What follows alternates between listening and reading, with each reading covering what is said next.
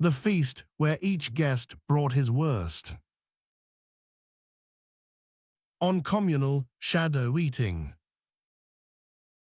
In a village in the mountains, there was one feast a year that was not like the other feasts.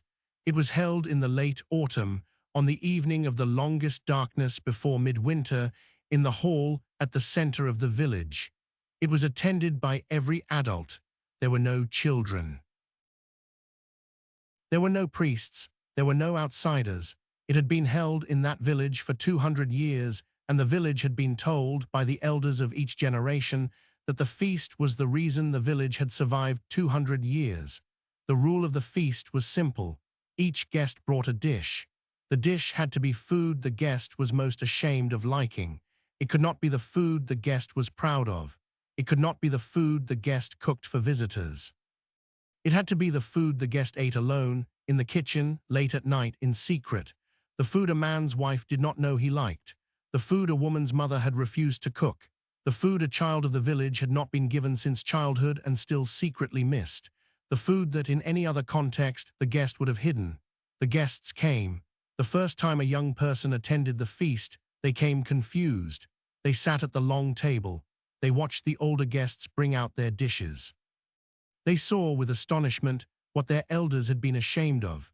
They saw on one plate a kind of fatty meat the village had publicly looked down on for a century. They saw on another a stew made of a vegetable considered fit only for animals. They saw on a third a sweet preparation that the religion of the village officially forbade. They saw, throughout the table, the secret food of the village. The elders did not look ashamed.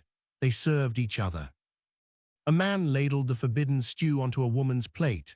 A woman cut a slice of the fatty meat for the man beside her. A grandmother passed the forbidden sweet with great care to her grandson, who was attending the feast for the first time and was 21. They ate the food of one another's shame. The young person, the first time, would eat slowly. They would try the fatty meat their family had taught them to despise.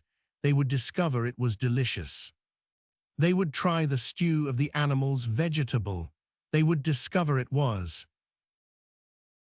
in fact, what the village had been missing in its winter meals. They would try the forbidden sweet. They would discover that the religion of the village had been wrong about it for 200 years. They would eat each other's shames. By the end of the feast, late in the night, after the last dish had been served and the wine had gone around 3 times, the elders would do the thing the village had been doing for 200 years. They would speak.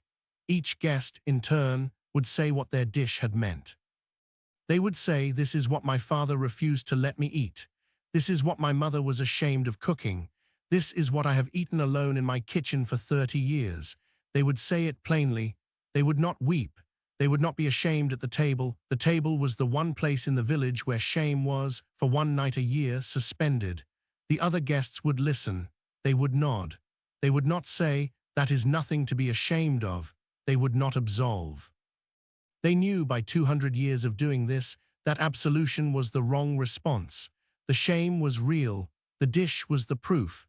The dish had been carried by the guest for a lifetime. The point of the feast was not that the shame had been wrong. The point of the feast was that the shame had been carried alone, and that for one night it could be carried in common. A meal is a kind of forgiveness, the village said. Not because the meal forgave the eater, but because the eater, by eating in common, joined the company of the ashamed. There was no village without the ashamed. Every adult had a dish. Every adult had something they ate alone. The feast was the night the village admitted this aloud and made a meal of it.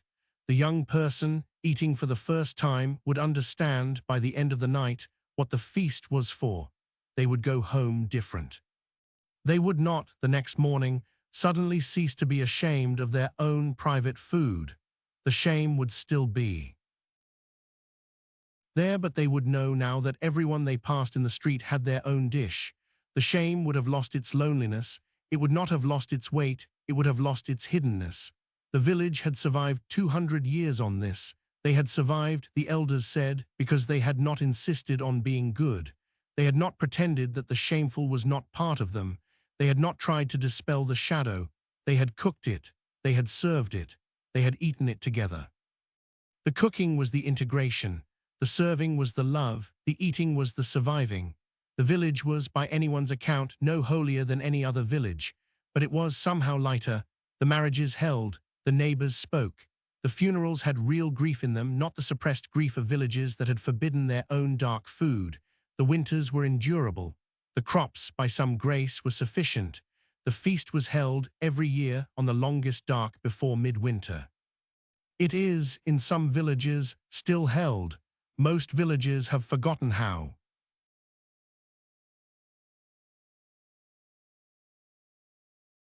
The feast of shame is the meal that holds the village together. Each guest brings the food they are most ashamed of liking. They eat each other's shames. The shame is not destroyed. The shame becomes a meal. A meal is a kind of forgiveness, not the forgiveness that absolves, but the forgiveness of company. The villages that hold this feast survive.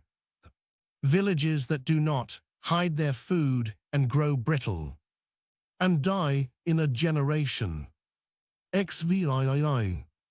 Tales of the Iron Bone.